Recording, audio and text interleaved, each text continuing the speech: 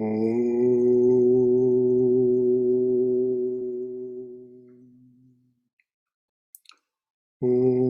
Sahana Vavatu Sahano Bhunaktu Saha Viryam Karavavahai Tejasvina Vaditamastu Ma Vidvishavahai.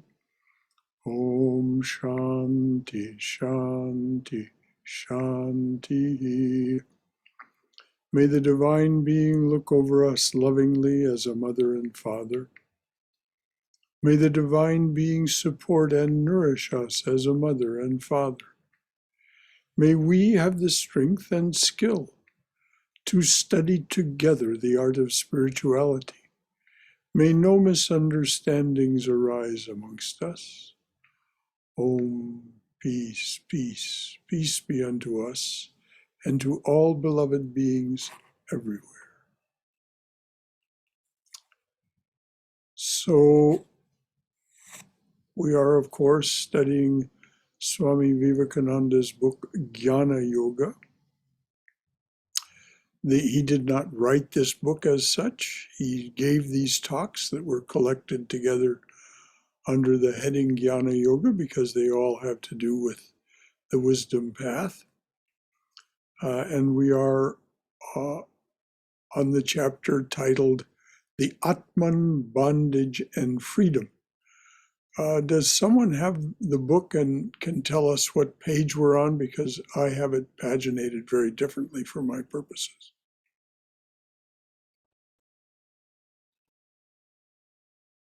Okay, somebody just put it in the chat. So, very good. Before we proceed, we've been discussing how things come and go because they're composites. They're not a single substance. They're a composite. And of course, anyone who knows anything about chemistry or physics will understand exactly what the Swami is talking about. And so everything will eventually come and go. Everything material. And he has said that the Atman is the only thing about us as a human being that is immaterial, and that therefore it is eternal, omnipresent, and so on. That's what has been being discussed. So before we begin, is there anything left over from our previous discussions that needs to be discussed? Either a comment from your own wisdom and experience, or any concern or question you'd like to raise. All right, dears.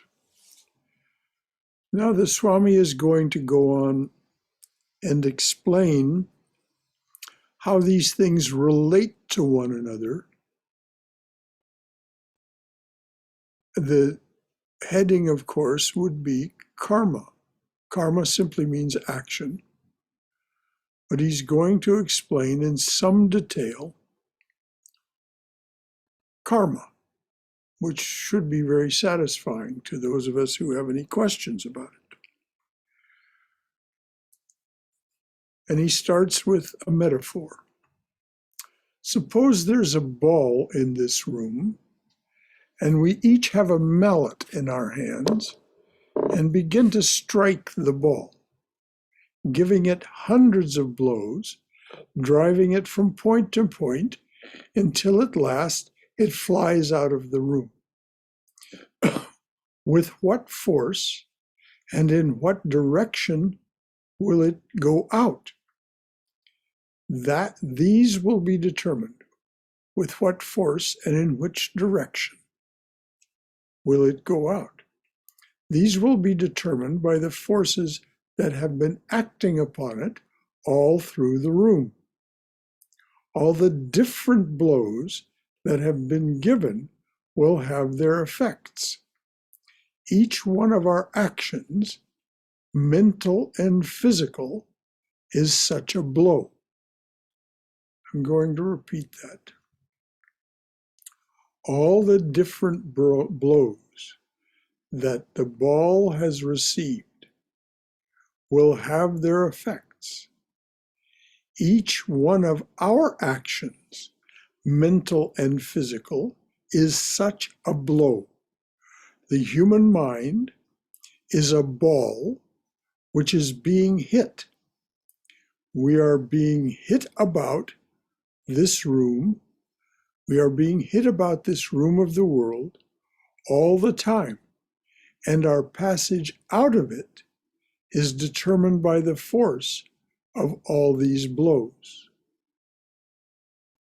We are being hit about this room of the world all the time, and our passage out of it, out of this world, is determined by the force of all these blows. In each case, the speed and direction of the ball is determined by the hits it has received. So all our actions in this world will determine our future birth. Our present birth, therefore, is the result of our past.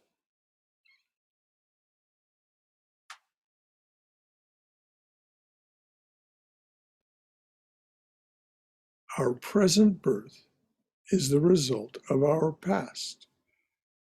This is one case. Suppose I give you. Now, this is a very important metaphor. He's been talking about the metaphor of the ball. Now he's replacing that with a new metaphor. This is one case. Suppose I give you an endless chain. Endless. No beginning, no end. This is one case. Suppose I give you an endless chain in which there is a black link and a white link alternately, without beginning and without end. And suppose I ask you the nature of the chain. At first, you will find a difficulty in determining this nature, the chain being infinite at both ends. But slowly you find out it is a chain. You soon discover that this infinite chain is a repetition of the two links, black and white. And these, multiplied infinitely, become a whole chain. Now, of course, he's talking about duality. He's talking about the black and white links in the chain are our experience of the light and the dark. And as the Swami has pointed out emphatically, they are perfectly balanced. There is an equal number of each, the darkness and the light.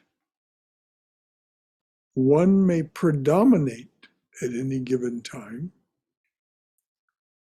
but if you look beyond the apparent, you will find that there is darkness behind the light and light behind the darkness when one or the other of them is predominating. This is the meaning of that familiar round yin-yang symbol that has these two curved portions that are nested, and within the black portion of the symbol is a white circle, and within the white portion of the diagram is a black circle. So before we go on, is there any question or concern or comment that you'd like to make about this perfect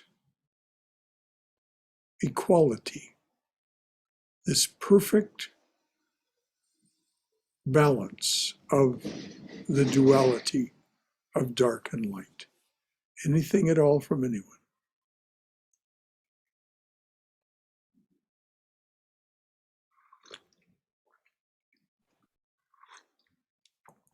Can we say that the chain represents Maya, or it represents Yes, Brahman? yes. No, the chain represents Maya. It's all Brahman. Everything without exception is Brahman. Brahman still or Brahman in vibration. But we differentiate between Brahman the still and the Brahman that we experience, which the Swami will talk about in a little bit. The Brahman we experience, we speak of what we experience as Maya or Shakti, the energy of Brahman made manifest. But in this case, yes, he's talking about Maya, about the all that we can experience with the five organs of action, the five organs of perception, and the mind, which are the apparatus for our apprehension and interaction with Maya. They're part of Maya. And as the Swami has said, they're controlled by Maya, hitting us about this way and that. Good question. Very good question. Anything else?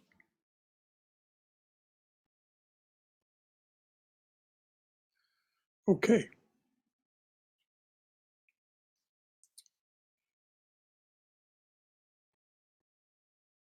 It is a repetition of the two links, black and white. And these multiplied infinitely become a whole chain. If you know the nature of one of these links, you know the nature of the whole chain, because it is a perfect repetition. All our lives, past and present, and future, form, as it were, an infinite chain without beginning and without end, each link of which is one life with two ends, birth and death. I'm going to repeat that because this is the point on which he's going to build now. All our lives, past, present, and future, form, as it were, an infinite chain without beginning and without end, each link of which is one life with two ends, birth and death.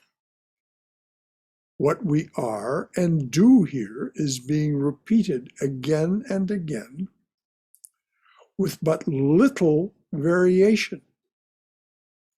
So if we know these two links, we shall know all the passages we shall have to pass through in this world. This is the purpose of contemplation, concentration, and meditation, to come to know these two links as they arise in us. We see, therefore, that our passage into this world has been exactly determined by our previous passages. Similarly, we are in this world by our own actions, just as we go out with the sum total of our present actions upon us, just as we go out, as we leave the body, just as we go out with the sum total of our present actions upon us, so we see that we come into it, are reborn, we come into it with the sum total of our past actions upon us. That which takes us out is the very same thing that brings us in. What brings us in? Our past deeds. What takes us out? Our own deeds here, and so on and on we go. Like the caterpillar that takes the thread from its own mouth and builds its cocoon. Like the caterpillar that takes the thread from its own mouth and builds its cocoon, and at last finds itself caught inside the cocoon. We have bound ourselves by our own actions. We have thrown the network of our actions around ourselves. We have set the law of causation in motion, and we find it hard to get ourselves out of it. We have set the wheel in motion, and we are being crushed under it. So once again, let's pause and see if there's anything that wants to be discussed or any comment you'd like to make from your own wisdom and experience, or any concern you'd like to raise about this. Anything about this that seems to you still unclear and therefore an insufficient basis on which to build. Shankara, Sumesh here. Hi. Yes. Shankara, this line that we have set the law of causation in motion and we find it hard to get ourselves out of it. When we say the law of causation, I'm like, what does that really mean? So if I look at my life, I observe that, everything I do, I put a cause behind it, why I'm doing it. Like, is that what it is, or are we talking about? Yes, but it's more primordial than that. Okay. We, by this he means the Atman, the collective we, the one, have set this in motion by the act of manifestation. As it says in the Chandogya Upanishad, I am one, I shall body myself forth as many. Now, according to Advaita, according to the Vedanta philosophy, nothing really happened. A dream of a vibrational reality began, as the Swami will talk about later on. The three gunas which were in equilibrium, no vibration, no motion, during the so-called night of Brahma, when this cosmic mind awakens from the end of that night and declares the day of Brahma, then causation begins. Now, of course, as the Swami points out, that translates into what seem to be individual lives and the causes and the effects of those causes within our own life. So yes, everything within your life, my life, the life of each of us here, each effect that we see is based on a composite, not just one cause from the past. That's why learning to meditate is so important. We see that it's not one thing, but so many things within our waking awareness, our active subconscious, our latent subconscious, and then our unconscious. So many things. And so as we grow in our ability to hold our attention steady, we identify further and further with that witness self that does not participate It is the face of the Atman, that witness self. And we identify further and further with that. And so we identify less and less with the things that are transpiring, the things that are happening in front of us, and their causes, and their effects, the fruits of those actions. We disidentify with those, and Sri Krishna says, just offer them all to their source. The actions themselves, everything that appears in front of you, and their fruits, the causes and the effects. Just offer it all that karma. That's karma yoga. So is that satisfactory, Somesh? Yes. Okay.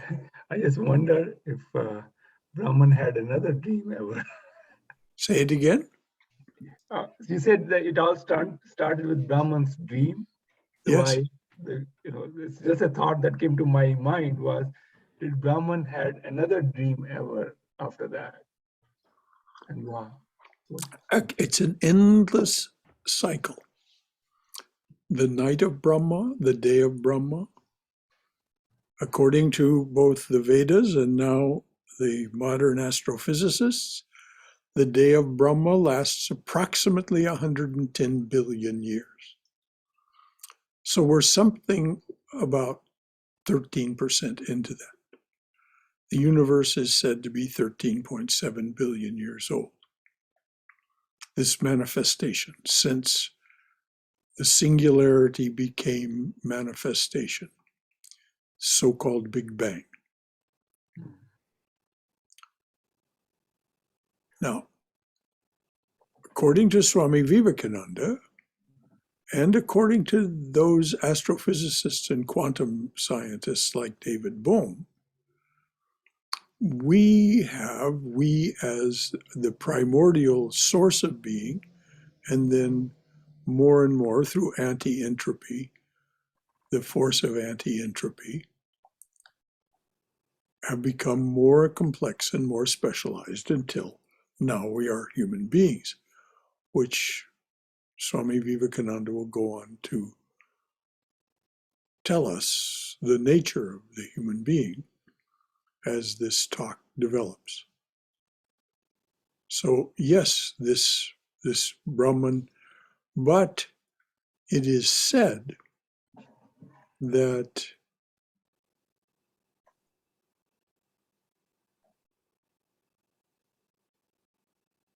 because it is made of common elements, the three gunas, and if you want to know more about this, you study Sankhya philosophy. There is a great deal of repetition. This is why the Swami said it repeats endlessly, this chain, with very little variation. And that's why it becomes tiresome to us, and why we decide it's time to stop playing this game. Which is why we're all here tonight, I assume. What is this game and how do I get out? Thank you so much. Anything else from anyone? Brother Shankara? Yes, dear. I have two questions. The first one is, I believe there have been a few mass extinctions since the Big Bang. Yes. But we are only 13 point whatever some billion years into out of the 110 billion years of Brahma's waking or dream. So what's the difference between the mass extinction and night of Brahman? Okay. Mass extinction happens within the day of Brahma. There are, according to the Vedic conception, within the day of Brahma, there is this repeating cycle that's called a kalpa, the whole thing. Within the kalpa are yugas. At the end of each yuga, at the end of each age, the golden age, the silver age, the bronze age, the iron age, we're coming to the end of the iron age.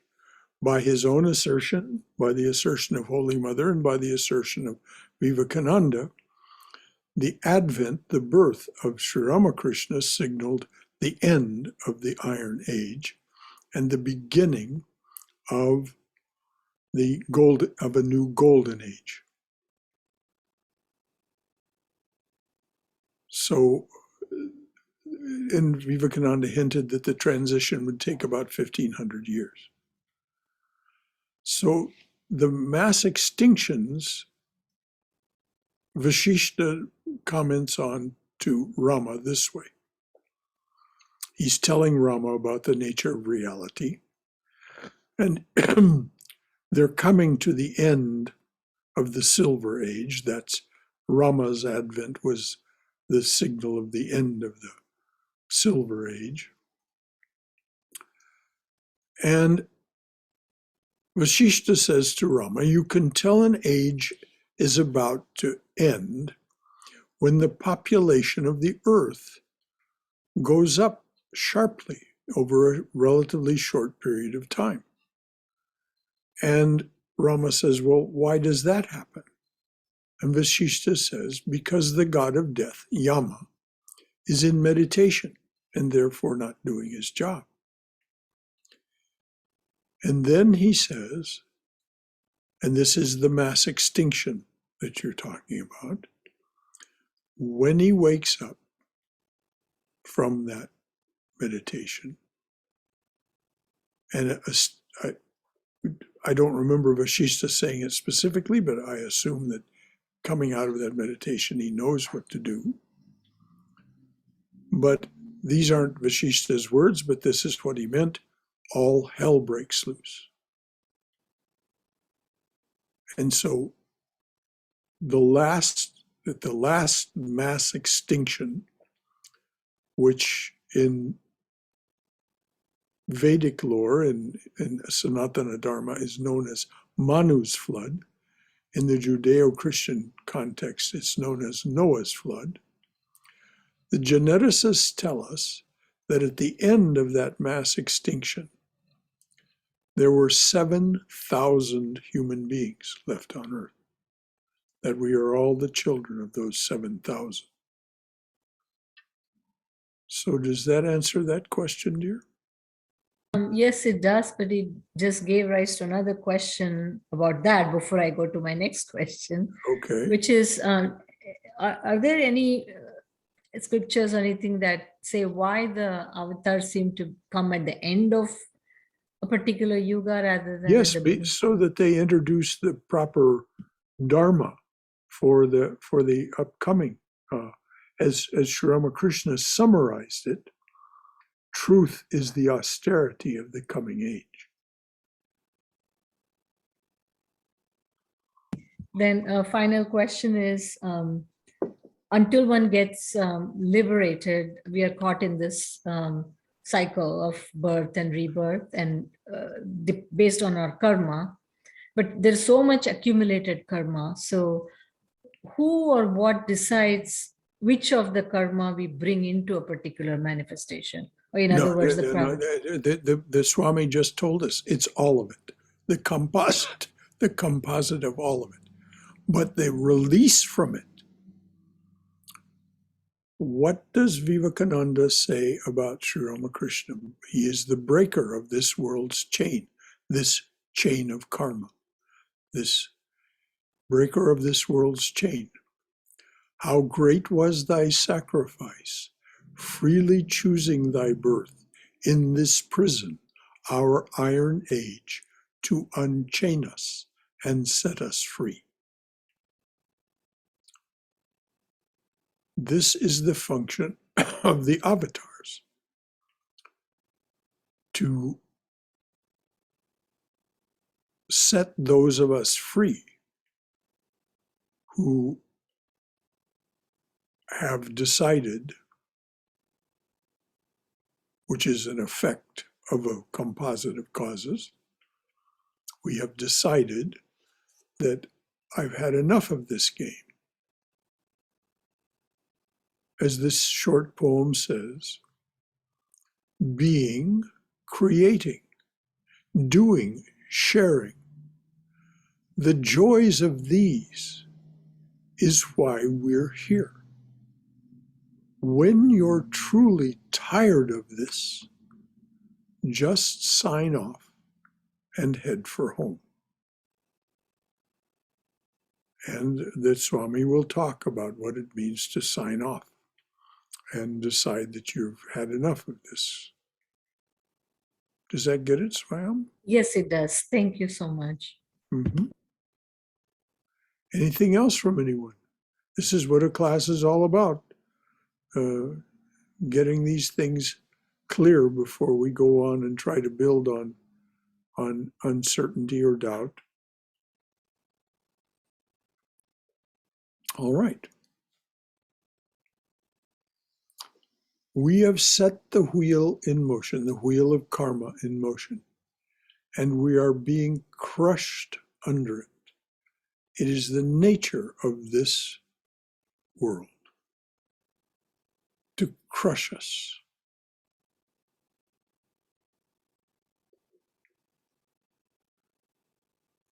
As Hafiz writes in one of his poems, my sweet crushed angel. And he says, you haven't danced so badly. Oh, so sweet that poem is. We have set this wheel in motion, and we are being crushed under it. So this philosophy, the Vedanta philosophy, so this philosophy teaches us that we are uniformly being bound by our own actions, good or bad. As Swami Vivekananda said in another context, fetters though of gold are not less strong to bind. Our good and our bad actions. So this philosophy teaches us that we are uniformly being bound by our own actions, good or bad. The Atman never comes nor goes, is never born nor dies. It is nature moving before the Atman, and the reflection of this motion is on the Atman. And the Atman, before awakening, the Atman ignorantly thinks it is moving and not nature. When the Atman thinks that, it is in bondage. But when it comes to find it never moves, that it is omnipresent, then freedom comes. And this is what I meant by learning to identify with that witness self that is within you, within each one of us. There's absolutely nothing unique about the experience of the saints. Each of them is unique, of course, in their expression of what they are and what they find. But there's nothing unique about their ability to discover the beloved or the witness within themselves. And you and I can discover this. And what do we discover? We discover it never moves. It does not change. It is ever the same. It never moves. It is omnipresent. That is to say, it is there in every moment. Omnipresent. It is there in every moment and in everything, if it comes to that. The Atman in bondage is called jiva. Jiva simply means that which breathes. As the Swami will go on to point out, animals are also jiva. The Atman in bondage is called jiva. Thus, you see that when it is said that the Atman comes and goes, it is said only for facility of understanding, just as for convenience in studying astronomy, you are asked to suppose that the sun moves around the earth, though the sun is not, though such is not the case. So the jiva, they no longer teach that in astronomy class, by the way.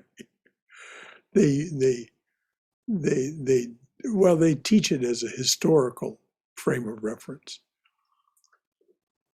There was a time when people, in the West at least, truly did believe that the sun moved around the earth, that the earth was the center of the universe. So I'll say that again.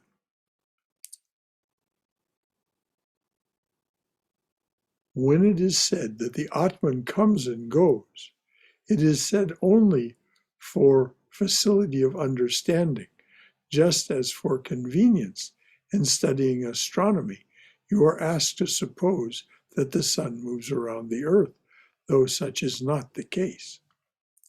So the jiva, the soul, comes to higher or lower states.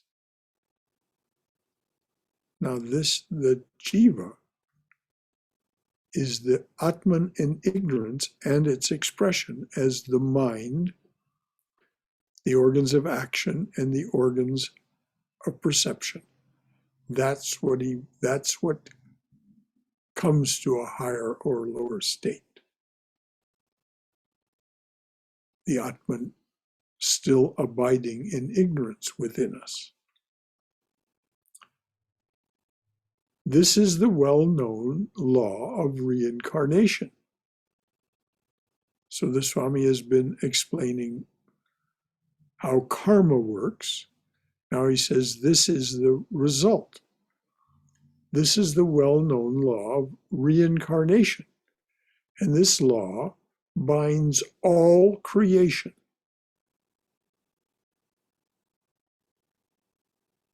Stars are born, die, and then that which made those stars gathers together and is reborn as a new star. Our star, though the universe is 13.7 billion years old, our star, Surya Namaha, is only 4.5 billion years old. About a third. It arose about 2/3 of the way through how far we've come. And it was made, as we know, out of the dust of the explosions of other stars. Otherwise, there would not be any elements but hydrogen and helium. All of the elements that we find on the earth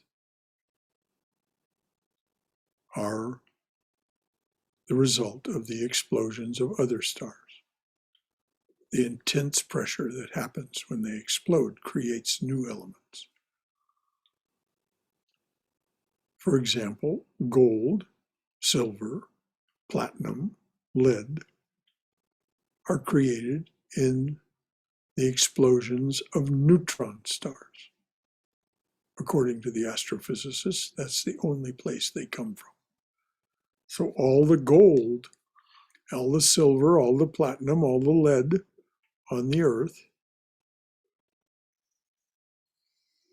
was gathered as what remained from the explosions of these neutron stars that gathered as the dust around the star as our star was born.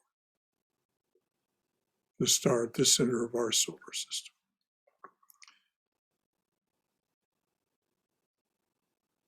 This is the well-known law of reincarnation, and this law binds all creation. Again, this is such a central idea to what comes next.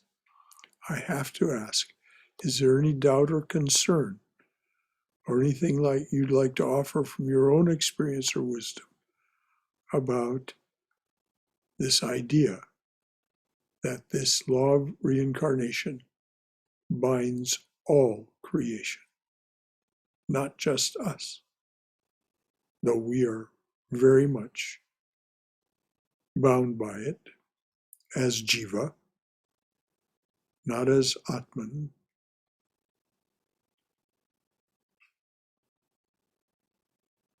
So anything from anyone? Brother Shankara, Yes, I think I'm a little confused. please. With reincarnation, what is reincarnated? Do we always look the same, have the same appearance? No. Okay. No. You may have similarities.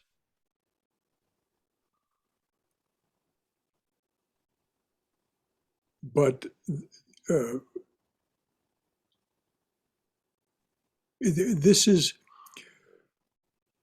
there are so many composite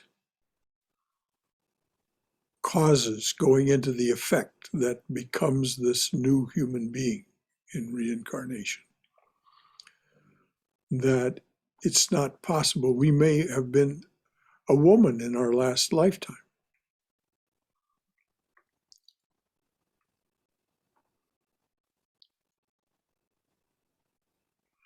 And so we will have the characteristics. That's what comes forward.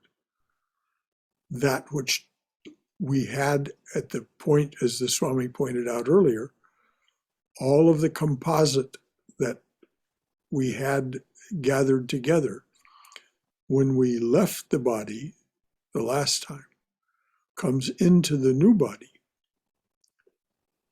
So we will have very similar characteristics from one life to the next. But we won't necessarily look the same or even be the same gender. It just depends on what will be most auspicious for us to learn from. This is what Holy Mother tells us. Okay. Thanks for asking the question, Josh. That was right on point. Anything But- else? Yeah, Brother Shankara, but what about the, you mentioned about the physical, that we may have been a woman or a man or whatever. But what about the, oh gosh, I'm blanking out for the word.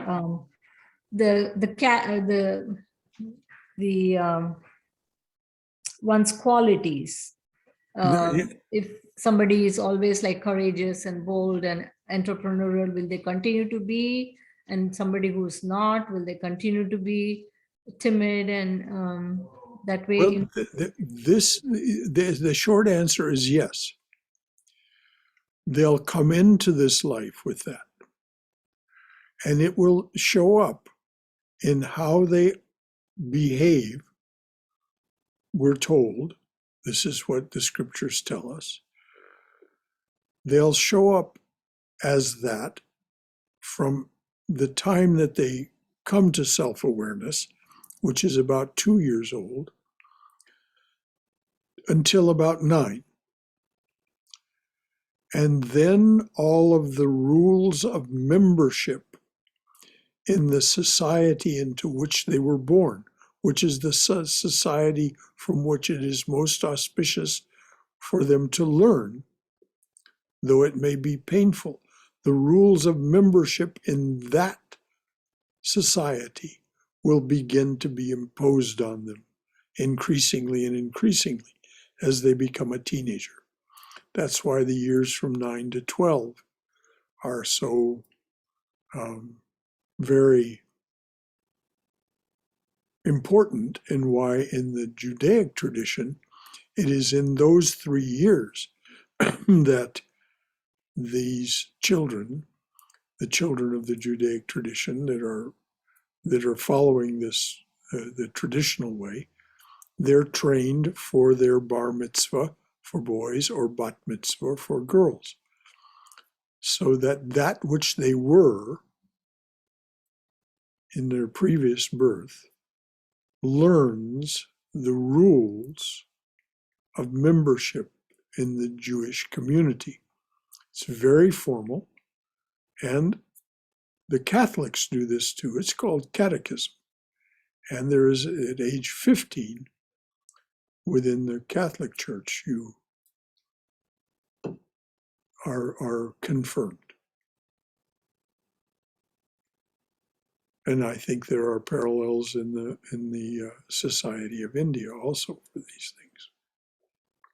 Does individual jiva have any control over where, under what circumstance or condition it will be reborn for its own growth? Or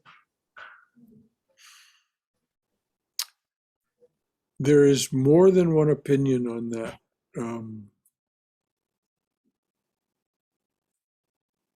And it's said by some spiritual teachers that what happens to you between lifetimes, that you come to an agreement about the circumstances in which you will be reborn.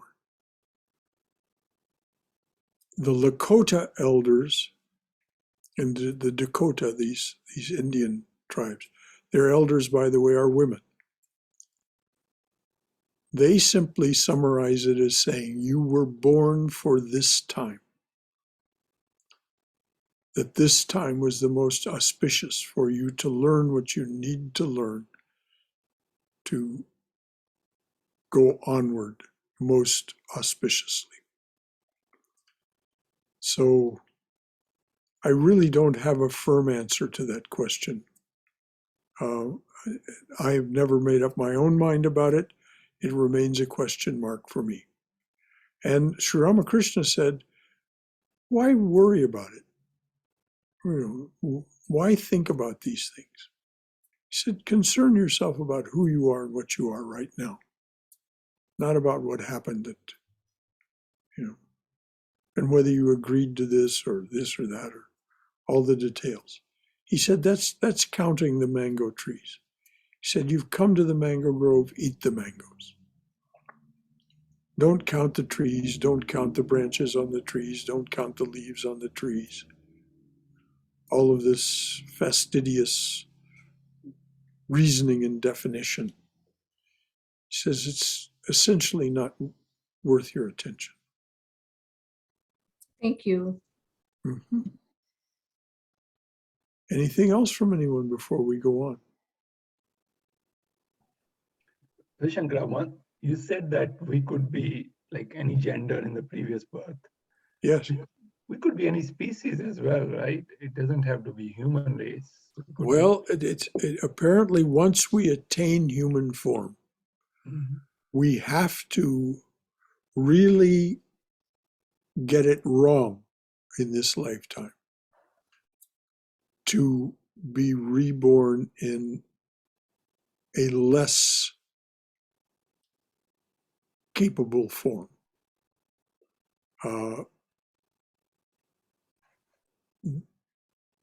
There is a chapter in the Gita, I think it's chapter 17, I wouldn't swear to it, about the divine and the demonic.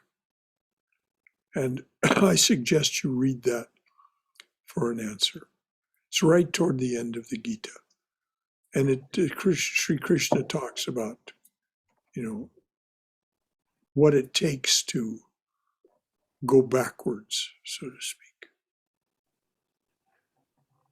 Okay.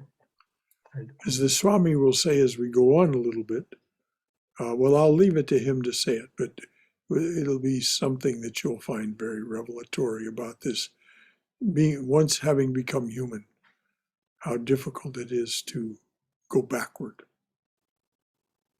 So, but first, I just want to establish in everyone's mind that this business of reincarnation is not something that just happens to that which breathes, the jiva. It happens to all of creation. And I used the examples of stars. Stars are something that we know something about, we understand to some degree. Stars reincarnate. As I pointed out, the universe, according to the astrophysicists, and for that matter, the Vedic scholars, is something like 13, 14 billion years old. The star around which our planet orbits is approximately 4.5 billion years old. And is clearly all of the planets are made from the stardust of earlier exploded stars. There just was a very exciting discovery in astrophysics about what's going on at the center of our Milky Way. You might want to look that up. It's in the New York Times Science News for this week, which is accessible to you. There is some very interesting information that has been discovered through radio telescopy about what's going on at the center. It's very, very active there. So, and there's lots of reincarnation going on. Supernovas and the birth of new stars and so on.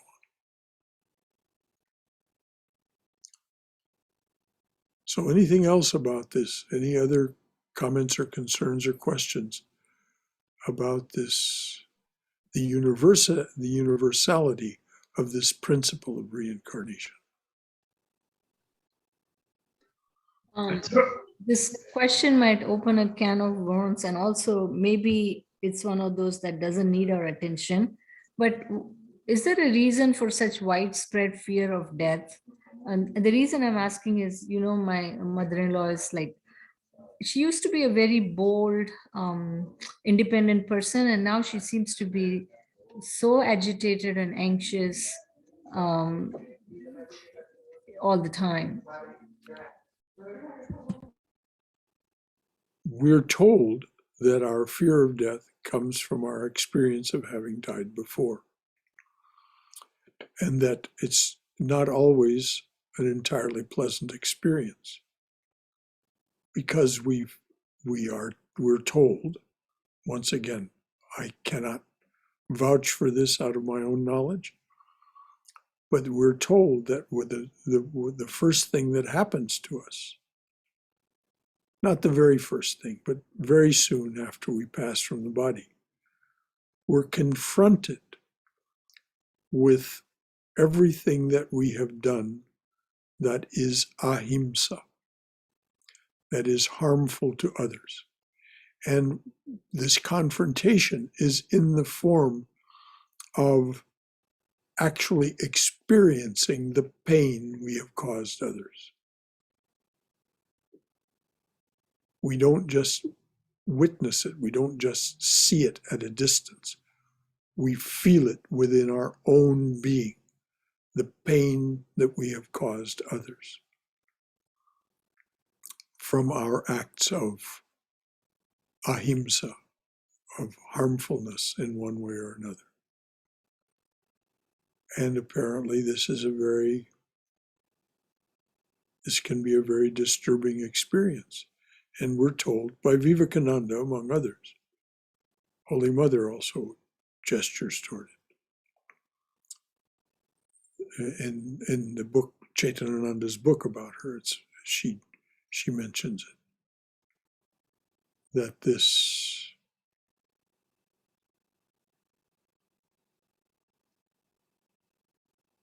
That death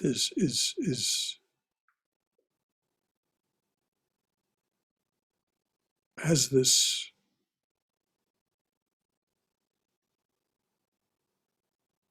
distressing aspect to it. That's the best I can do, Swami.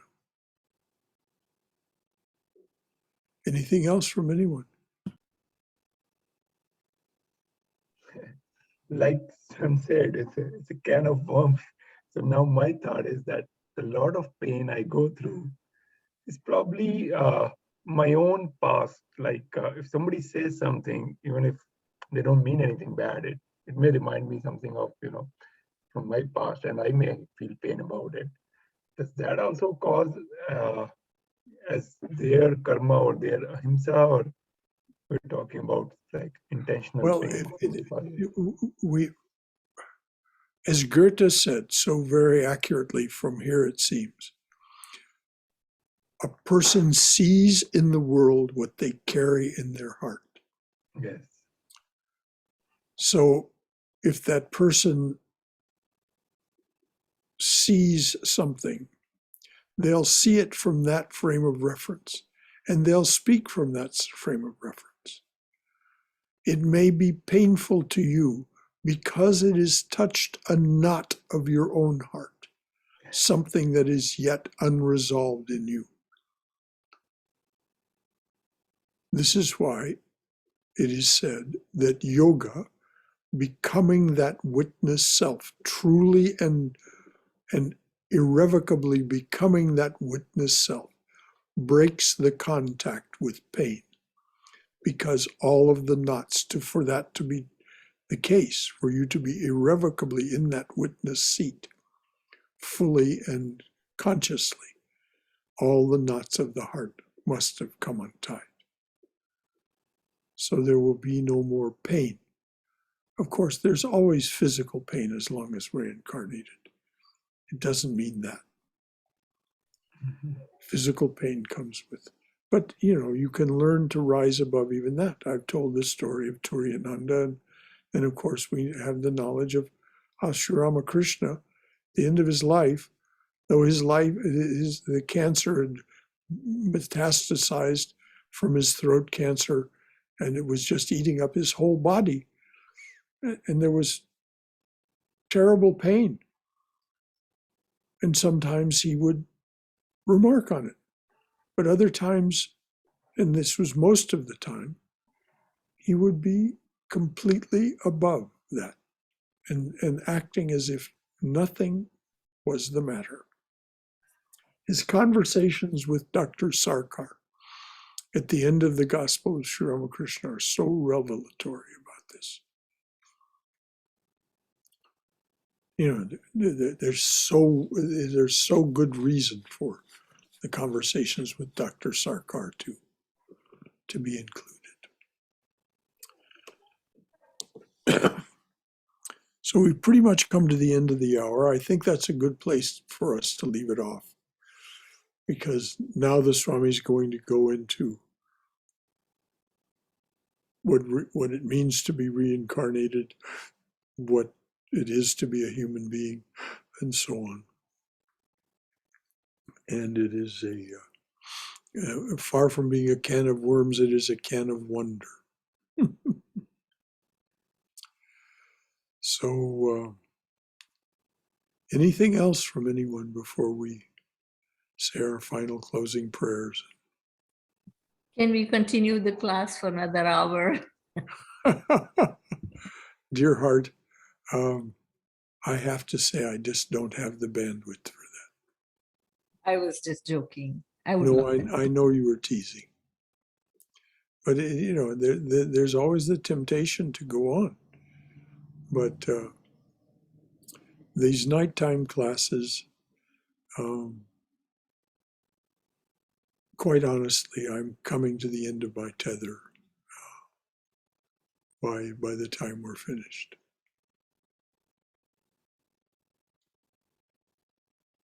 So anything else from anyone? Doesn't mean we can't ask a question or make a comment. Brother Shankara, when I think of reincarnation, I kind of think of a deciduous tree that loses its leaves at the fall, and those leaves kind of fall at its base and create a compost to nourish it for the next season. It kind of plays out in nature in front of us year after year, and it just is I don't know whether, for me, I don't know whether it's true or not, but it just is a symbolism that I think about every day. Of course it's true. Of course it's true. The four seasons are very metaphorical, and you've just given a very poetic expression to, as you articulated, the fall of the leaves and what happens, particularly if we don't rake them up and mulch them and throw them away.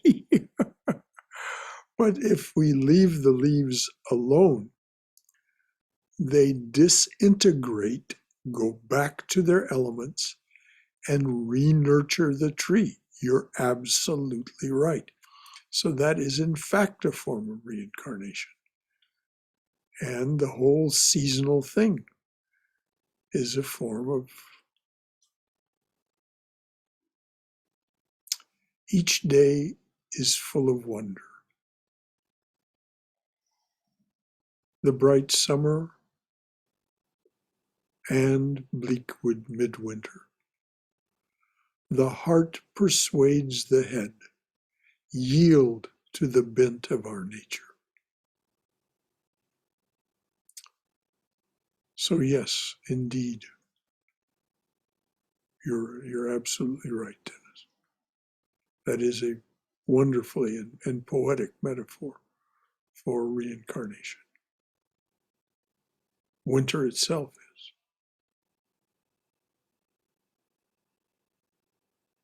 Bears hibernate, there are creatures who just, they remanufacture themselves during the winter. They go into their hibernation fat, they wake up skinny. They go into their hibernation less capable than when they come out. Something has happened to them during that period. Nature, people who study bears will tell you about that. The bears that hibernate.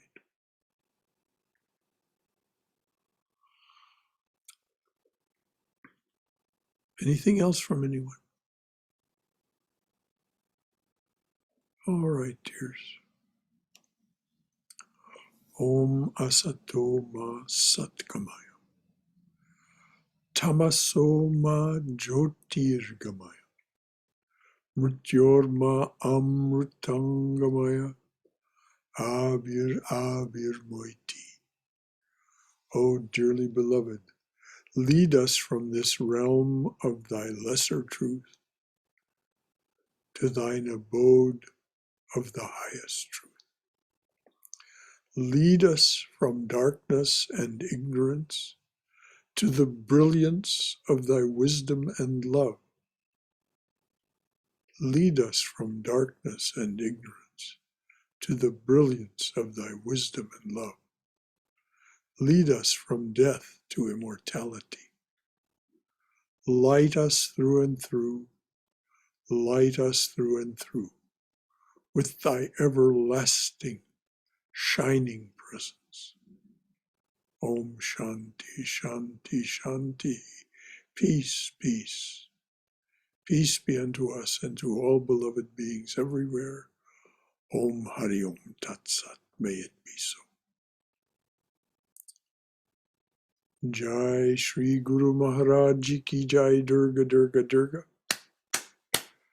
May we be safe. May we be healthy. May we be cheerful. May we have peace of mind. May we go forward in the loving and protective embrace of the Divine Being as our Mother and Father. So Saturday, we'll of course study Swami Prabhupananda's translation and commentary on Patanjali's Yoga Sutras, which he published as a book, How to Know God. That's what we're studying Saturdays at noon. And then Sunday at 11 o'clock, the title of the talk will be Lovest Thou Me?, which is a question that Swami Brahmananda, of course quoting Christ, asked of Swami Prabhupada, and the way he asked it led to something transformative in Brahmananda. And after that talk, we'll have a short worship and celebration of the birth anniversary of Swami Brahmananda. He was born January 21st, 1863, according to the Gregorian calendar. His lunar calendar birthday this year is February the 8th, but we'll celebrate it at the end of that talk, which will be a rather shorter talk than some.